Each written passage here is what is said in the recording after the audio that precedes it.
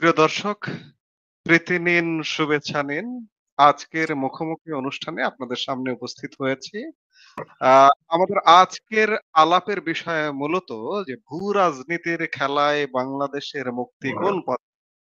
আর আমাদের সঙ্গে যুক্ত হয়েছেন সম্মানিত দর্শক, 13 নভেম্বর অর্থাৎ আওয়ামী লীগের ডাকা ঢাকা লকডাউন নিয়ে গত কয়েকদিনের যে উদ্বেগ উৎকণ্ঠা উভয় শিবিরে, সরকারি শিবিরে এবং আওয়ামী লীগের মধ্যেও, এই উদ্বেগ উৎকণ্ঠা শেষ হতে না হতেই আবার দৃশ্যপটে বড় উদ্বেগ নিয়ে হাজির হলো আরো একটি তারিখ।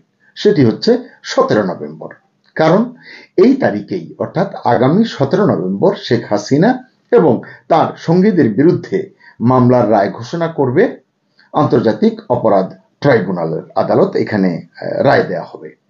কি হতে পারে মামলার রায়, এটি নিয়ে ইতোমধ্যেই জল্পনা কল্পনা চলছে অনেকদিন ধরে। তবে এটি নিয়ে আসলে খুব একটা অনুমান ভিত্তিক কথাবার্তা না বলাই ভালো। কারণ আমরা দেখেছি যে প্রসিকিউশনের পক্ষ থেকে সর্বোচ্চ সাজা চাওয়া হয়েছে এবং রাষ্ট্রনিযুক্ত যে আইনজীবী তিনি বলেছেন যে তিনি প্রত্যাশা করেন যে তার যে আসামি বা তার মক্কেল হয়তো মাপ পেতে পারেন, তিনি খালাস পেতে পারেন। শেষ পর্যন্ত কি হবে এটি আপনারাও কিছুটা ধারণা করতে পারেন, আমরাও ধারণা করতে পারি। তাই অনুমান ভিত্তিক কথা না বলে বরং আমরা বিশ্লেষণের চেষ্টা করতে পারি যে 13 নভেম্বর ঘিরে আওয়ামী লীগ যেমন অতি সোচ্চার হয়ে উঠেছিল, তেমনি সরকারও 13 নভেম্বর আওয়ামী লীগকে মোকাবিলার জন্য নানান ফন্দি ফিকির করেছে, নানান আয়োজন করেছে। মানে হঠাৎ করে লকডাউন কর্মসূচি ঘোষণা করায় অনেকে, মানে অনেকের মধ্যে আমি দেখেছি সোশ্যাল মিডিয়ায় অনেকে প্রশ্ন তুলেছেন, আওয়ামী লীগের এই সিদ্ধান্তকে হঠকারী সিদ্ধান্ত বলেছেন। আবার অনেকের বিরোধিতা করেছেন। বিপুল সংখ্যক মানুষ নীরবে আওয়ামী লীগের এই লকডাউন কর্মসূচিকে সমর্থন করেছেন এবং নীরবে যে সমর্থন করেছেন এটা বোঝা গেছে। কিন্তু 13 নভেম্বর সারা দিনের দিকে যদি আমরা তাকাই, তার যে তথ্য মেইন স্ট্রিম মিডিয়ায় এবং সোশ্যাল মিডিয়ায়, তাহলে কিন্তু আমরা এটা বুঝতে পারবো। কারণ এই দিন মানে 13 নভেম্বর সকাল থেকেই রাজধানীতে যানবাহন খুব একটা চলেনি, খুব কম চলেছে বলা যায়। রাস্তাঘাট ছিল অনেকটাই ফাঁকা। যদিও দুপুরের পরে কিছুটা গাড়ি ঘোড়া চালু হয়েছিল, কিন্তু সন্ধ্যার পর থেকে আবারও সেই নীরব রাস্তাঘাট, সবকিছু একেবারে নীরব হয়ে উঠেছিল।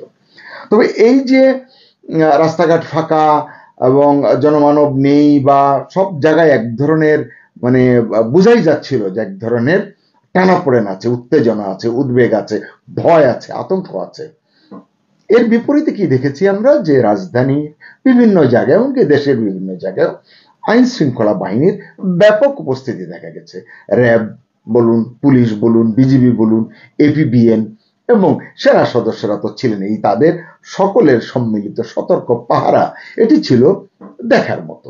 এক কথায় ঢাকা সহ সারা দেশেই ছিল সিরিয়াস হাই অ্যালার্ট। নগর জুড়ে ফুট পেট্রোলিং দেখেছি আমরা, হুন্ডা পেট্রোলিং দেখেছি। এগুলো আসলে দেখার মতো ছিল যে সরকার মনে করেছে যে এটাই ফাইনাল খেলা, একেবারে যেভাবেই হোক আওয়ামী লীগকে কাবু করতে হবে, কোণঠাসা করে ফেলতে হবে। রাতভর গত কয়েকদিন ধরে হোটেল মোটেলে অভিযান চালিয়েছে আইন শৃঙ্খলা বাহিনী। পাশাপাশি সাইবার জগতেও কড়া নজর রেখেছেন গোয়েন্দারা, কারণ সেদিক থেকেও কিন্তু আতঙ্ক ছিল। এছাড়া গত বেশ কিছুদিন ধরেই তো লাগাতার দমন পীড়নের শিকার হয়েছেন আওয়ামী লীগের নেতাকর্মীরা। সরকার চেয়েছিল 13 তারিখ এমন কিছু করতে, মানে 13 তারিখের আগে এদিন যেন ভয়ে কেউ রাস্তায় না নেমে। এতে সরকার কতটা সফল হয়েছে, আওয়ামী লীগের কতটা লাভ হয়েছে, দিন শেষে এই বিশ্লেষণ কিন্তু আপনিও করছেন, আমরাও করছি। কিন্তু ওই যে বলছিলাম যে সাধারণ জনতার যে স্বতঃস্ফূর্ত সমর্থন বা নীরব সমর্থন যেটি বললেন, এটি কিন্তু এই লকডাউনকে সফল করে তুলেছে বলে মনে করছেন রাজনৈতিক বিশ্লেষকরা। তারা বলেছেন যে রাজধানী সহ সারা দেশে রাষ্ট্রীয় মদদে এবং ইউনূস সরকারের পোষ্য বা ঘনিষ্ঠ বা সাথী বিভিন্ন রাজনৈতিক দলের কর্মীদের সন্ত্রাসের পরেও আওয়ামী লীগের নেতা কর্মীরা লকডাউন কর্মসূচি পালন করেছেন, যেখানে যেখানে পেরেছেন তারা নেমেছেন। তারা বলছেন যে বিশেষ করে উত্তরবঙ্গ, দক্ষিণবঙ্গ, উত্তর পূর্বাঞ্চল সহ সারা দেশেই লকডাউন মেনেছেন সাধারণ জনগণ। সামাজিক যোগাযোগ মাধ্যমে ছড়িয়ে পড়া, এই যে জনগণ করেছে, এটি বুঝবেন কি করে? সামাজিক যোগাযোগ মাধ্যমে যে ছড়িয়ে পড়েছে যেসব ছবি, যেসব ভিডিও, সেটাতে দেখা গেছে এগুলো। এবং দেখা গেছে দেশের বিভিন্ন স্থানে সড়কে গাছ ফেলে, টায়ার জ্বালিয়ে অহিংস কর্মসূচি পালন করে রাজপথে বসে পড়েছেন সাধারণ মানুষ। আওয়ামী লীগের অঙ্গ সহযোগী সংগঠনগুলোর নেতা কর্মীদের সাথে এক ধরনের মানে আন্তরিক একাত্মতা প্রকাশ করেছেন সাধারণ মানুষ, এটি কিন্তু লক্ষ্য করা গেছে। এ সময় বিভিন্ন জেলার পুলিশ বাহিনীর সদস্যদের নীরবতা এবং নিষ্ক্রিয়তার কথাও লিখেছে কোনো কোনো গণমাধ্যম।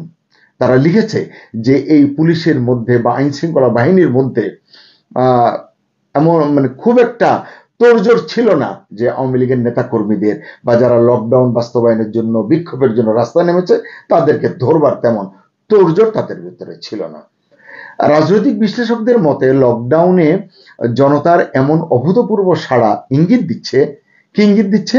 মানুষের মধ্যে ইউনূস সরকার বিরোধী ক্ষোভ নীরবে বাড়ছে বা বেড়েছে। সম্ভবত এ কারণেই গত 16 মাস ধরে 15-16 মাস ধরে একচেটিয়া নিপীড়নের শিকার আওয়ামী লীগ এবার সাধারণ মানুষের যথেষ্ট সহানুভূতি পেয়েছে। মানে সরকারের এই আগ্রাসী মনোভাবের পিছনে সাধারণ মানুষের সহানুভূতি তারা পেয়েছে, এটি বিশ্লেষকরা বলতে চাইছেন। যদিও ঢাকা লকডাউন কর্মসূচি ঘোষণা দিয়ে রাজপথে মানে 13 নভেম্বর সেভাবে ছিলেন না আওয়ামী লীগের নেতাকর্মীরা, এটিও বলছেন অনেক বিশ্লেষক। কিন্তু তারা আবার এটি বলছেন যে জনগণের অভূতপূর্ব সমর্থনেই 13 তারিখ দিনভর কার্যত অচল ছিল রাজধানী। বলতে পারেন রাজধানীর নীরব সাড়া, রাজধানীবাসীর নীরব এই যে সহযোগিতা বা সাড়া, এই রেসপন্সটা কার্যত অচল করে দিয়েছে ঢাকাকে। এটি আসলে সরকারকে ভাবিয়ে তুলেছে। ইউনূস সরকারের ভাবমূর্তিও আসলে নানান প্রশ্নের মুখে পড়েছে। অধিকাংশ মানুষ মনে করছেন ইউনূস সরকার আইনের নামে, রাজনীতি আর ন্যায় বিচারের নামে প্রতিশোধ গ্রহণের কর্মসূচি অব্যাহত রেখেছে। আন্তর্জাতিক অপরাধ ট্রাইব্যুনালকে বিতর্কিত রাজনৈতিক প্ল্যাটফর্ম করে তুলেছে অন্তর্বর্তী সরকার। আর শেখ হাসিনা তো আগেই দাবি করেছেন এই ট্রাইব্যুনালের মূল উদ্দেশ্য হলো রাজনৈতিক প্রতিশোধ গ্রহণ তার বিরুদ্ধে, তার দলের বিরুদ্ধে। আইন বিশেষজ্ঞরাও বলছেন আন্তর্জাতিক অপরাধ ট্রাইব্যুনাল আইনের মূল ম্যান্ডেট ছিল 1971 সালের মুক্তিযুদ্ধকালীন অপরাধের বিচার করা।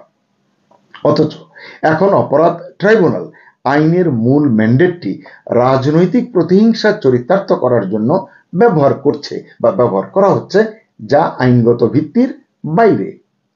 তারা বলছেন যাদের বিরুদ্ধে মামলা চলছে তাদের এই আদালত কর্তৃক যে অপরাধের কথা বলা হচ্ছে তা এই আদালতের মূল ম্যান্ডেটের আওতায় পড়ে না।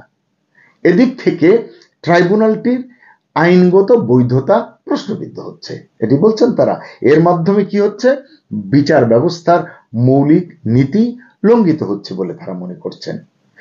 বিশ্লেষকরা আরো মনে করেন যে রাজনৈতিক প্রতিপক্ষকে ঘায়েল করার জন্য আন্তর্জাতিক অপরাধ ট্রাইব্যুনাল প্রহসনের আশ্রয় নিয়ে বিচার ব্যবস্থাকে কলঙ্কিত করার চেষ্টা করছে বা প্রয়াস চালাচ্ছে। একটি ন্যায্য বিচারের মূল শর্ত হলো স্বাধীন আদালত, নিরপেক্ষ বিচারক, অভিযুক্তের আত্মপক্ষ সমর্থনের অধিকার এবং স্বচ্ছ প্রক্রিয়া।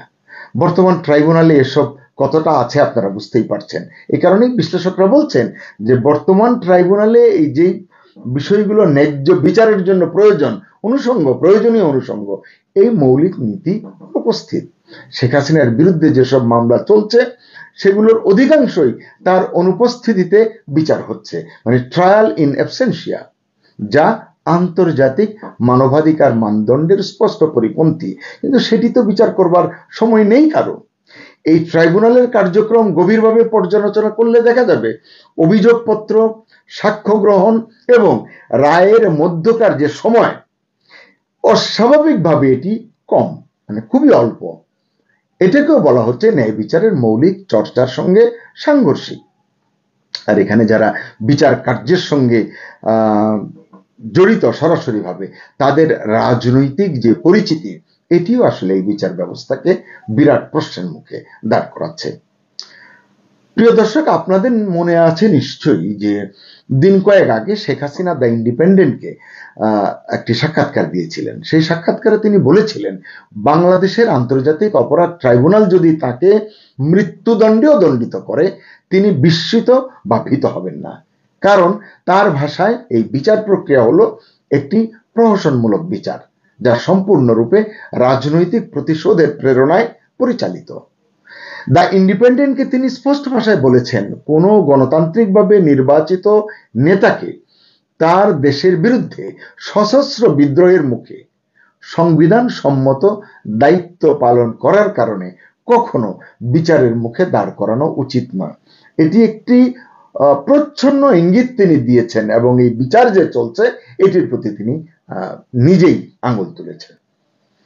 এই বক্তব্যের মাধ্যমে তিনি ক্ষমতাহীন রাজনৈতিক শক্তিকে আইনের অপপ্রয়োগের মাধ্যমে সম্পূর্ণভাবে কোণঠাসা করে বন্দুকের বদলে আদালত ব্যবহার করে নিশ্চিহ্ন করার চলমান ষড়যন্ত্র উন্মোচন করেছেন শেখ হাসিনা এই যে স্টেটমেন্টটি দিয়েছেন এর মাধ্যমে। এখন দেখা যাক 17 নভেম্বর, যেটি এখন আমাদের সামনে আরো নতুন প্রশ্ন নিয়ে এসেছে, কি হবে সেদিন, কি রায় হতে পারে এই ট্রাইব্যুনালে, কি ঘোষণা করবে তারা।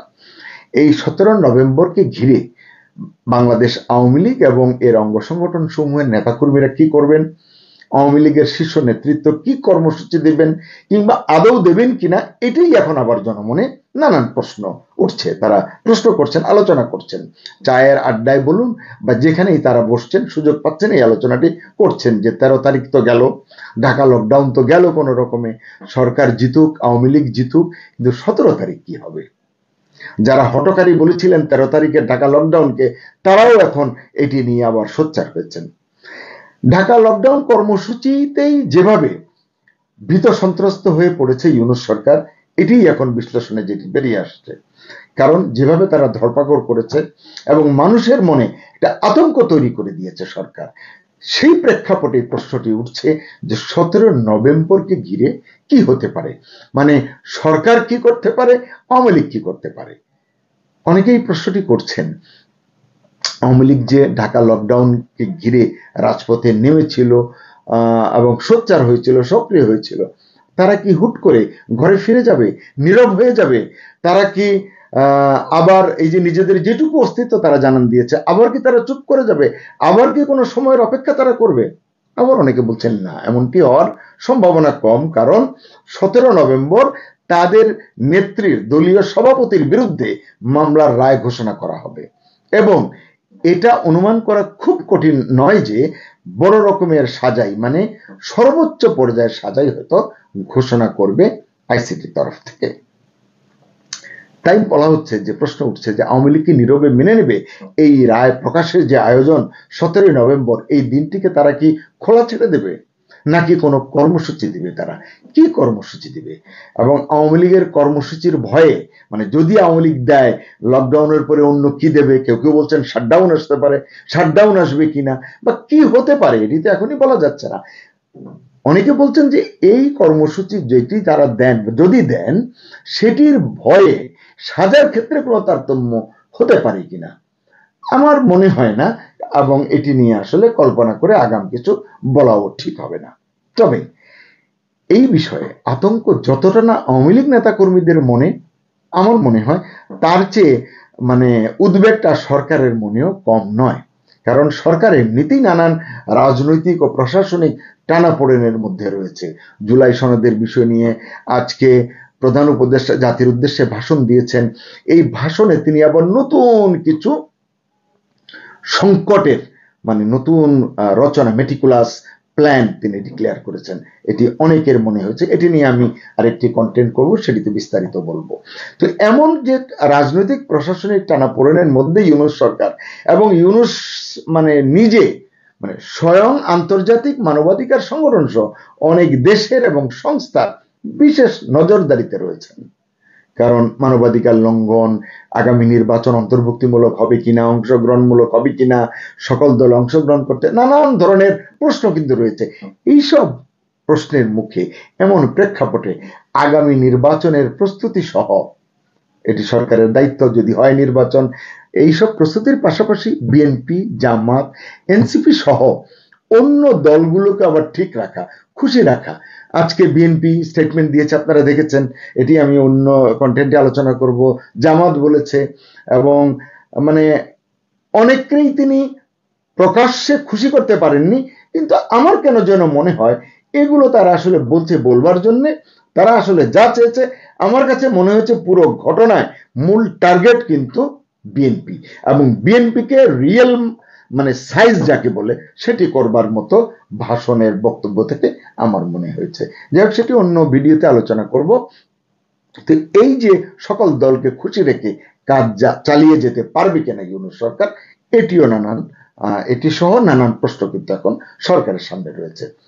কারণ এই কথাগুলো কেন বলছি, যে আওয়ামী লীগ তো মনে হয়েছিল যে নাই হয়ে গেছে, ইউনূসও বলেছেন আওয়ামী লীগ নাই, চলে গেছে সব, কিন্তু হঠাৎ ফিনিক্স পাখির মতো একেবারে সরাসরি রাজপথে আওয়ামী লীগ এসে এইভাবে হাজির হবে, এইভাবে সোচ্চার হবে, আপনার সামাজিক যোগাযোগ মাধ্যমে সক্রিয় হবে, এই সব কিছু মিলে আসলে সরকারের মনে আতঙ্কটা বহুগুণ বেড়েছে। এদিকে এই লকডাউনের মধ্যে দিয়ে আওয়ামী লীগ তো বুঝে ফেলেছে, আওয়ামী লীগেরও কিন্তু বোধের কিছু ব্যাপার আছে, বুঝের ব্যাপার আছে। আওয়ামী লীগ কি বুঝেছে, ইউনূস সরকার খুব একটা সুবিধায় নেই। 13 নভেম্বরের কর্মসূচিতে সরকারের নানান টানাপোড়েন কিন্তু সামনে খোলাসা হয়ে গেছে, দৃশ্যমান হয়ে গেছে। সেগুলো কি? অনেক রাজনৈতিক বিশ্লেষকও প্রশ্ন তুলেছেন, ইউনূস সরকার কি প্রশাসনের উপর তার সঠিক নিয়ন্ত্রণ ধরে রাখতে পারছে না? এই প্রশ্নটি তারা করছেন। কারণ কি? কারণ হচ্ছে রাজধানীতে এমনও দেখা গেছে, আমি গণমাধ্যম থেকেই এই তথ্যটি পেয়েছি, যে লকডাউন প্রতিহত করতে আসা রাজনৈতিক কর্মী বা অন্তর্বর্তী সরকার আয়োজিত তথ্যচিত্র দেখে ঘরে ফেরা মানুষও পথে পুলিশের তল্লাশিতে পড়েছে এবং সেখান থেকে গ্রেফতার হয়েছে তারা। আবার ফার্ম গেটে লকডাউন প্রতিহত করতে যাওয়া, মানে আওয়ামী লীগকে কাউন্টার করতে যাওয়া বিএনপির অঙ্গ সংগঠন স্বেচ্ছাসেবক দলের সদস্যরা লাঠিপিটা খেয়েছে যৌথ বাহিনীর হাতে। এই যে বিষয়গুলো, এছাড়া রাজধানীর বিভিন্ন এলাকা থেকে বিএনপি যুবদল সমর্থকদেরও কাউকে কাউকে আটক করেছে। কেন করেছে? আওয়ামী লীগ সন্দেহ করে।